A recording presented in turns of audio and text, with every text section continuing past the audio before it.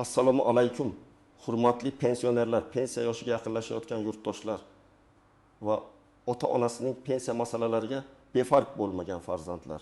Bugun men sizlarga pensiya jamg'armasi bilan bog'liq juda muhim, shoshilinch va har bir oilaga taalluqli xabarni tushuntirib bermoqchiman. Bu ma'lumotni e'tiborsiz qoldirish mumkin emas, chunki bitta hujjatdagi xato.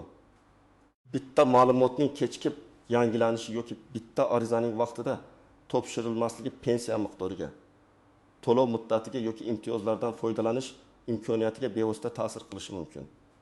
Men bu mavzuni oddiy tilda, lekin mutaxassis sifatida batafsil tushuntiraman. Agar siz pensiya olayotgan bo'lsangiz, yaqinda pensiyaga chiqmoqchi bo'lsangiz yoki oilangizda pensioner inson bo'lsa, videoni oxirigacha ko'ring. Hozirning o'zida kanalga obuna bo'ling, videoga like bosing va yaqinlaringizga yuboring. Chunki ko'pchilik odamlar aynan shunday ogohlantirishlarni kech eshitgani uchun keyin pensiya jamg'armasi, bank, mahalla yoki arxiv idoralari orasida ovora bo'lib yuradi. Avval pensiya masalalarida ko'p narsa qog'oz hujjatlar, ish joyidan olingan ma'lumotnomalar, mehnat daftarchasi va arxivdan topiladigan tasdiqlovchi hujjatlarga bog'liq edi. Pensioner yoki pensiyaga chiqayotgan fuqaro ko'pincha o'zi yugurardi, sobiq ish joyiga borardi, arxivdan ma'lumot izlar edi. Maosh to'g'risidagi hujjatlarni yig'ardi, keyin pensiya jamg'armasiga topshirardi. Agar biror yil bo'yicha ish staji tasdiqlanmasa yoki ish haqi noto'g'ri ko'rsatilsa, pensiya kamroq hisoblanishi mumkin edi. Endi esa jarayonlar bosqichma-bosqich elektron tizimlarga o'tyapti. Bu yaxshi tomoni bilan qulay, ma'lumotlar avtomatik tekshiriladi, ayrim hujjatlar idoralari almashinadi, ko'p narsani onlayn ko'rish mumkin. Lekin shu bilan birga yangi xavf ham paydo bo'ladi. Agar elektron bazada sizning ish stajingiz, pasport ma'lumotingiz, familiyangiz, tug'ilgan sanangiz, bank kartangiz, yashash manzilingiz yoki nogironlik, boquvchisini yo'qotganlik, ish haqidagi ma'lumotlaringiz noto'g'ri turgan bo'lsa, tizim shu xato ma'lumotga tayangan holda qaror chiqarishi mumkin. Men aynan shuni shoshilinch deb atayapman. Pensionerlar o'z ma'lumotlarini tekshirtirib qo'yishi kerak. Men anchadan beri pensiya olyapman, menga tegmaydi deb o'ylash noto'g'ri. Chunki qayta hisob-kitob, qo'shimcha to'lov, imtiyoz, bank kartasi almashtirish, yashash joyi o'zgarishi, vafot etgan pensioner bo'yicha oilaga beriladigan to'lovlar, nogironlik muddati, parvarish puli kabi holatlarda eski yoki xato ma'lumot birdan muammo bo'lib chiqadi. Oldin pensioner ko'pincha pensiyasini pochta orqali yoki bank orqali olardi. Asosiy e'tibor pensiya tayinlangan paytdagi hujjatlarga qaratilardi. Agar pensiya bir marta tayinlangan bo'lsa, odamlar keyingi yillarda ko'p tekshirmas edi. Ko'pchilik pul tushyapti, demak hammasi joyida deb yurardi. Ammo pensiya tizimida faqat pul tushishi yetarli emas. Pensiya miqdori to'g'ri hisoblanganmi? Ish stajining hammasi kiritilganmi? Ortiqcha ushlab qolish yo'qmi? Qo'shimcha ustamalar qo'llanganmi? Bank ma'lumotlari yangimi? Bularning hammasi alohida masala. Hozir esa ko'p holatlarda davlat idoralari o'rtasida ma'lumot almashinuv kuchaydi. Masalan, FHJD yo ma'lumotlari, soliq organlaridagi ish haqi va sug'urta badallari bo'yicha yozuvlar, bandlik tibbiy ijtimoiy ekspertiza, bank tizimi, mahalla va boshqa idoralar ma'lumotlari pensiya masalalariga ta'sir qilishi mumkin. Bu degani, agar bir joyda xato bo'lsa, u boshqa joyda ham ko'rinishi mumkin. Masalan, bir pensionerning pasporti yangilangan, lekin bankdagi ma'lumot eski qolgan. Pensiya jamg'armasida yangi ma'lumot bor, bankda esa eski hujjat raqami turibdi. Natijada karta almashtirishda yoki to'lovni olishda muammo chiqishi mumkin. Yoki ayol kishi turmushga chiqqanidan keyin familiyasini o'zgartirgan, lekin mehnat daftarchasida eski familiya, pasportda yangi familiya, arxiv ma'lumotida esa familiya imlosi boshqacha yozilgan. Bunday holatda ish stajini tasdiqlashda qo'shimcha hujjat so'raladi. Yana bir muhim o'zgarish, pensiya masalasida mas'uliyat faqat idoraga emas, fuqaroning o'ziga ham tushadi. Fuqaro o'z ma'lumotini tekshirmasa, xatoni vaqtida ko'rsatmasa, kerakli hujjatni olib kelmasa, keyingi jarayon cho'ziladi.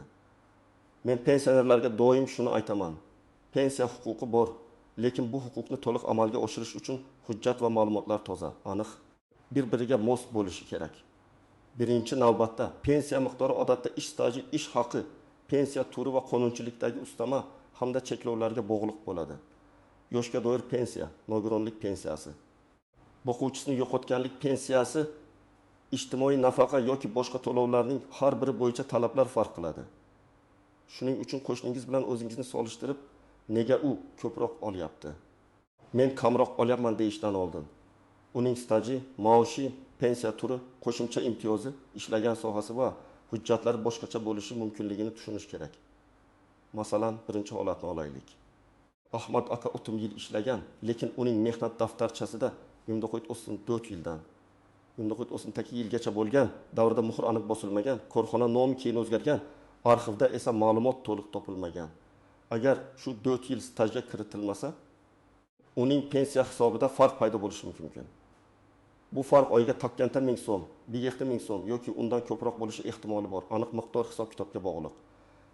Eng yomoni, Ahmad aka buni 5 yildan keyin bilsa, masala murakkablashadi, hujjat izlash qiyinlashadi, guvohlar topilmasligi mumkin.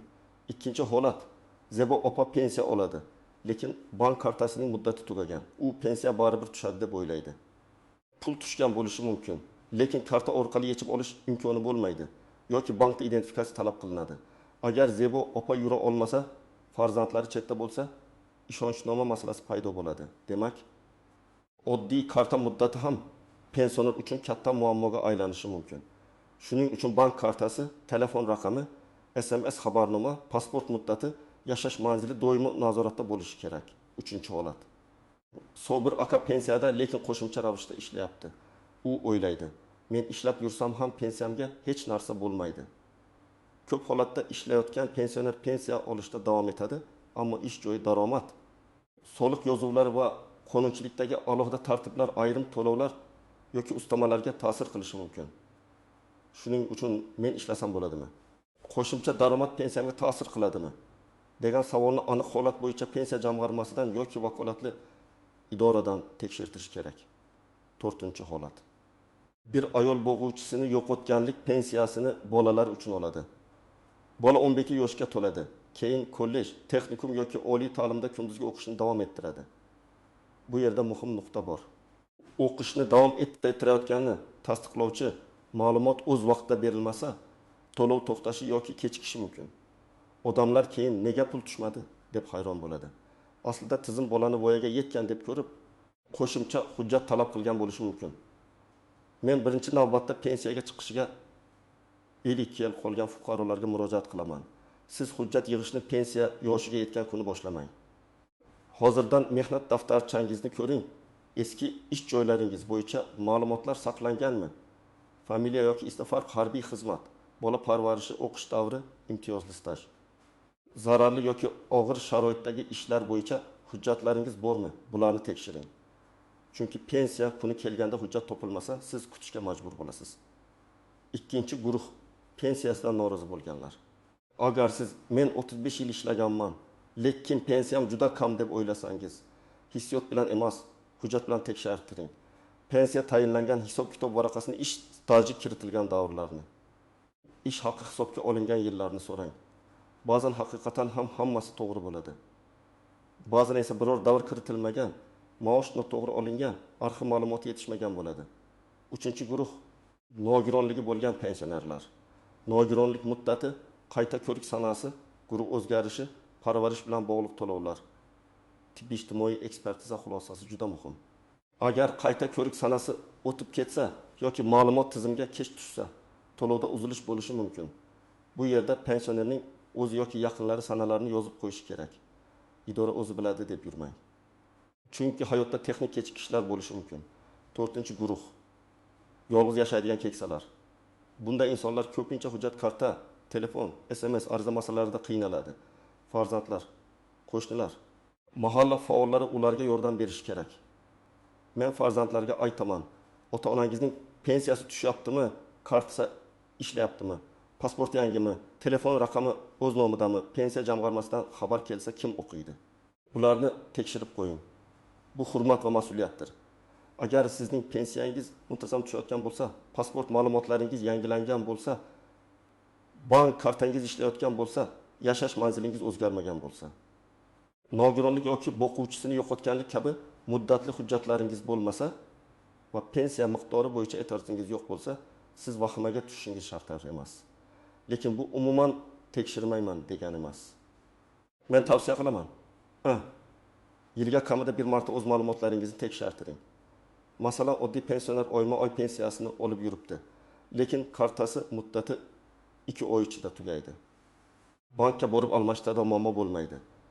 Agar tekshirmasa, aynan pensiya kerak bo'lgan paytda pulni yecha olmay qolishi mumkin. Yoki pensioner boshqa tumanga ko'chib o'tgan, lekin ro'yxat ma'lumotini yangilamagan. Keyin biror ma'lumotnoma kerak bo'lganda eski manzil chiqadi va jarayon cho'ziladi. Pensiya tizimida eng ko'p uchraydigan nozik nuqta bu hujjatlardagi ism familiya farqi. Masalan, pasportda Gulbahor yozilgan. Mehnat daftarchasida Gulbahor yozilgan. Yoki otasining ismi bir joyda Abdullayevna, boshqa joyda Abdullayeva bo'lib qolgan. Oddiy ko'ringan bitta harf farqi ham arxiv hujjatini sizga bog'lashda savol tug'diradi.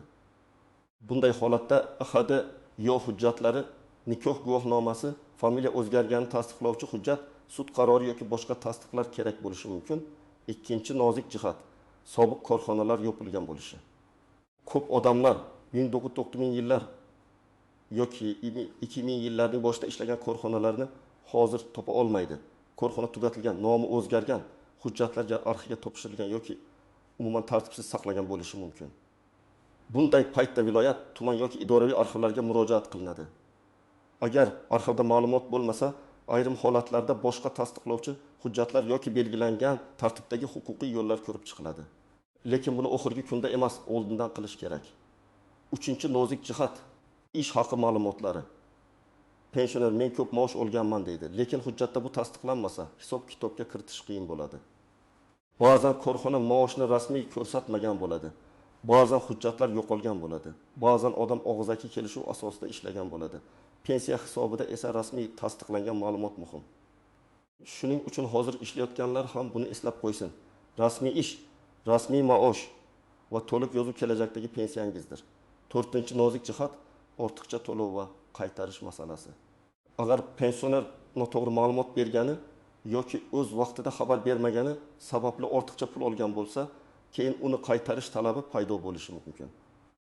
Masalan, o'quvchisini yo'qotganlik bo'yicha bola o'qishni to'xtatgan, lekin bu haqda vaqtida xabar berilmagan, to'lov davom etgan. Keyin tizim tekshirganda ortiqcha to'lov aniqlanadi.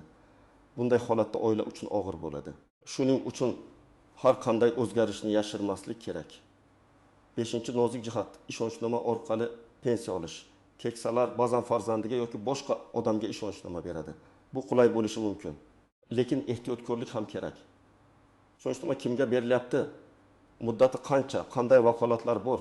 Bankdan pul yechish huquqi bormi? Bularni tushunib berish kerak. Men amaliyotda shunday vaziyatlarni ko'rganman. Pensioner ishonchnoma bergan, keyin pul qayerga ketayotganini nazorat qilmagan. Shuning uchun ishonchnoma ishonchli odamga va aniq maqsad bilan berilishi kerak. Birinchi xato, pensiya jamg'armasi o'z biladi deb o'ylash. Ha, idora o'z ishini qiladi, lekin sizning eski ish joyingiz, familiya o'zgarishingiz arxivdagi xatolik, bank kartangiz muddati yoki telefon raqamingiz o'zgargani hamma vaqt avtomatik bilmasligi mumkin. Fuqaro ham faol bo'lishi kerak. Ikkinchi xato, hujjatlarni uyda tartibsiz saqlash. Mehnat daftarchasi, diplom, harbiy bilet, nikoh guvohnomasi, tug'ilganlik guvohnomasi, nogironlik hujjati, ish haqi ma'lumotnomasi. Arxiv javoblari, sud qarorlari bitta papkada saqlanishi kerak. Ko'p odamlar hujjatni sandiqdan, eski sumkadan, qarindoshinikidan izlaydi. Vaqt ketadi, asab ketadi, ba'zan hujjat topilmaydi. Uchinchi xato, og'zaki gapga ishonish.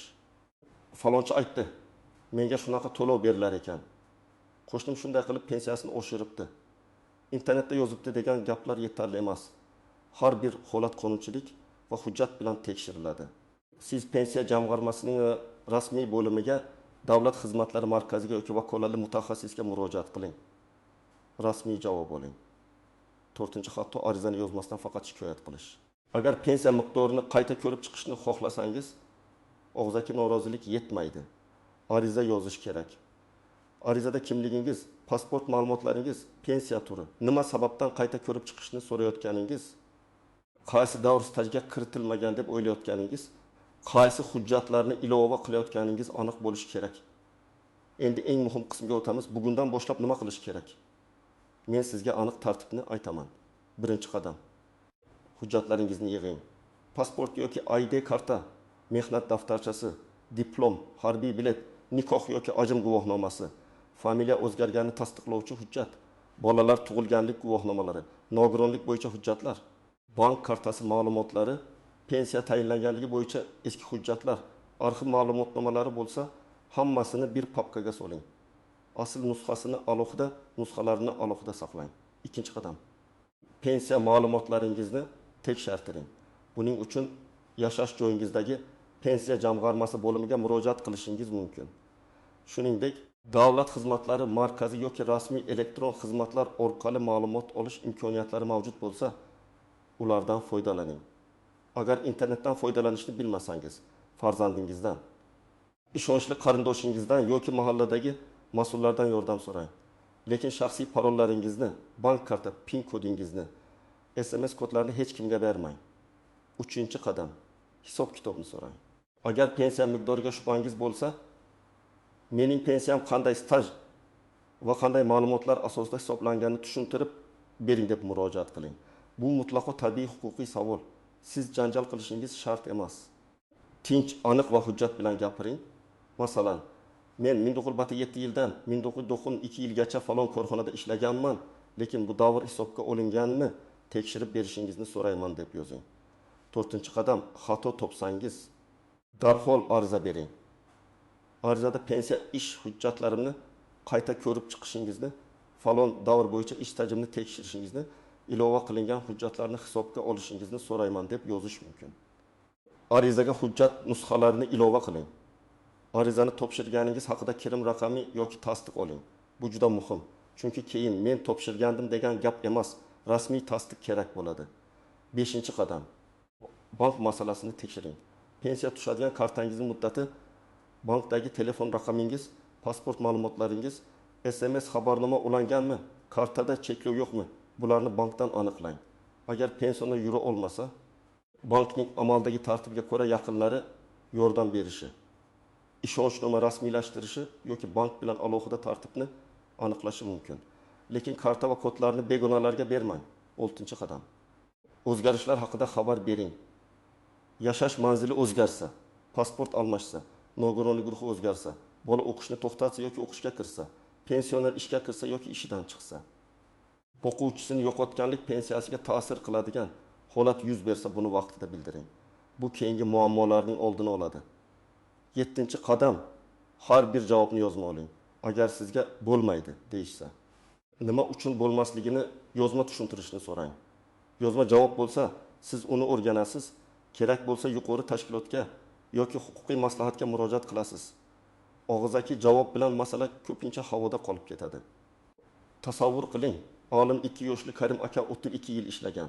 Pensiya tayinlanganda unga 2 million ming so'm atrofida pensiya chiqdi. U rozi bo'lib yurdi. Keyin farzandi hujjatlarni ko'rib, 6 yil ish staji umuman kiritilmaganini sezdi. Sababi eski korxona nomi mehnat daftarchasida bir xil, arxiv javobida boshqa shaklda yozilgan. Ular arxivdan qo'shimcha ma'lumot oldi. Korxona nomi o'zgargani haqidagi hujjatni topdi. Pensiya jamg'armasiga ariza berdi.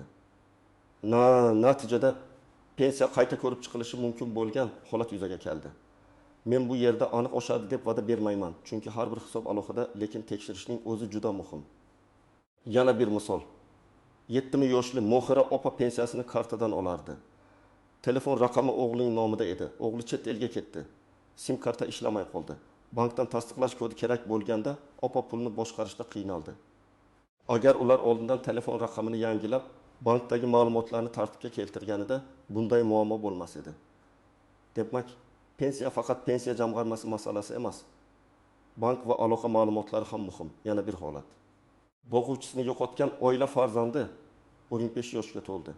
U oliy ta'limga kunduzgi o'qishga kirdi, lekin o'qish joyidan ma'lumotnoma topshirishni unutdi. To'lov kechikdi. Oila buni pensiyani bekor qilishdi deb tushundi va xavotirga tushdi. Aslida hujjatni yangilash kerak bo'lgan. Shuning uchun ta'lim bilan bog'liq pensiya va nafaqalar bo'yicha o'qish boshlanishi, kursdan kursga o'tish, akademik ta'til, o'qishdan chetlatilish kabi holatlar albatta rasmiy tasdiq bilan kuzatilishi kerak. Hozir telefon orqali pensiyangiz oshiriladi. Kompensatsiya chiqdi. Kartangizga pul tushiramiz, SMS kodini ayting. Pensiya jamg'armasidamiz deb qo'ng'iroq qiladigan firibgarlar ham uchraydi. Men qat'iy ogohlantiraman. Bank kartangiz raqami, amal qilish muddati, orqa tarafidagi kod, SMS tasdiqlash kodi. Mobil ilova paroli hech kimga aytilmaydi. Haqiqiy xodim sizdan bunday maxfiy kodlarni so'ramasligi kerak. Agar sizga shubhali qo'ng'iroq bo'lsa, darhol telefonni qo'ying. Bankning rasmiy raqamiga yoki pensiya jamg'armasining rasmiy bo'limiga o'zingiz qo'ng'iroq qiling.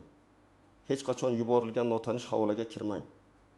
Ayniqsa pensiyalar nomidan kredit olish, karta ochish, pul yechish kabi firibgarliklar bo'lishi mumkin. Farzandlar ota-onasiga buni tushuntirib qo'ysin. Yana bir muhim jihat, ijtimoiy tarmoqlarda hamma pensionerlarga falon pul beriladi. Bugun oxirgi kun. Ro'yxatdan o'ting degan xabarlar ko'p tarqaladi. Bunday xabarni ko'rsangiz, avval rasmiy manbadan tekshiring. Rasmiy saytlar, davlat xizmatlari, mahalla pensiya jamg'armasi bo'limi yoki ishonchli axborot kanallari orqali aniqlik kiriting. Shoshilish kerak, lekin vahimaga berilish kerak emas.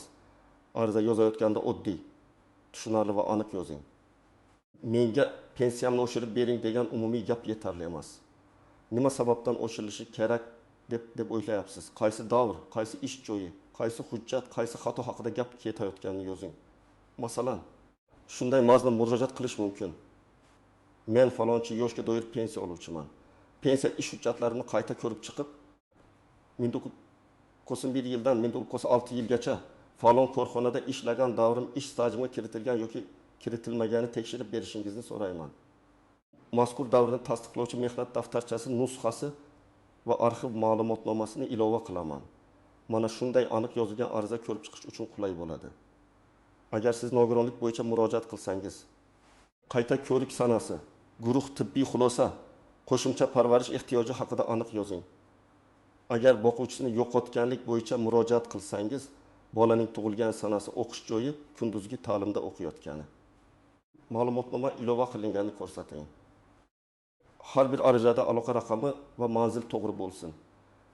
Bugun videoni ko'rgandan keyin birinchi ish sifatida pensiya hujjatlaringiz bor yo'qligini tekshiring. Mehnat daftarchangizni toping. Bank kartangiz muddatini ko'ring. Pasport yoki ID kartangiz ma'lumotlari to'g'riligini tekshiring. Agar ota-onangiz pensioner bo'lsa, ularga qo'ng'iroq qiling va pensiya kartangiz muddati qachongacha, hujjatlaringiz qayerda? Yaqinda biror xabar kelmadimi deb so'rang. Ikkinchi ish, agar pensiya miqdoridan shubhangiz bo'lsa, pensiya jamg'armasiga borishni ortga surmang. Keyingi oy boraman deb yillar o'tib ketadi. Har bir oy muhim. Hujjat yetishmasa, uni topishga vaqt kerak bo'ladi. Arxivga so'rov yuborilsa, javob kutish kerak bo'ladi. Shuning uchun bugungi harakat ertangi muammoni kamaytiradi. Uchinchi ish, hujjatlarning nusxasini tayyorlang. Asl hujjatlarni har joyga olib yuravermang. Nusxalarini alohida papkaga soling. Telefoningizda suratga olib qo'yishingiz ham mumkin, lekin faqat ishonchli joyda saqlang. Begonalarga yubormang. Pasport va karta suratlarini notanish odamlarga jo'natmang. Hurmatli yurtdoshlar, bugungi xabarning asosiy mazmuni shundan iborat. Pensiya jamg'armasi bilan bog'liq masalalarda ma'lumotlar aniqligi, hujjatlar to'liqligi va o'z vaqtida murojaat qilish juda muhim. Hozir ko'p jarayonlar elektronlashyapti. Bu qulaylik beradi, lekin xato ma'lumot bo'lsa, muammo ham tezroq yuzaga chiqadi. Shuning uchun har bir pensioner o'z pensiyasi, hujjatlari, bank kartasi va shaxsiy ma'lumotlarini tekshirtirib qo'yish kerak. Men sizni qo'rqitmoqchi emasman. Men sizni ogohlantiryapman. Kim o'z hujjatini tartibga keltirsa, kim o'z vaqtida ariza bersa, kim rasmiy manbadan tekshirsa, o'sha odam ortiqcha ovora bo'lmaydi. Pensiya bu keksalikdagi asosiy daromad manbai, uni beparvolikka topshirib qo'yish mumkin emas. Agar sizda pensiya bo'yicha savol, muammo yoki hayotiy tajriba bo'lsa, izohlarda yozib qoldiring. Qaysi hududda qanday muammoga duch keldingiz, pensiya hisob kitobi, bank kartasi, arxiv hujjati yoki qayta hisoblash bo'yicha savolingiz bormi? Yozing. Men keyingi videolarda eng ko'p berilgan savollarni alohida tushuntirib beraman. Videoga like bosing, kanalga obuna bo'ling va bu ma'lumotni ota-onangiz, qo'shnilaringiz va tanish pensionerlarga yuboring. Chunki bitta vaqtida berilgan ogohlantirish kimningdir pensiyasini, vaqtini va asabini saqlab qolishi mumkin.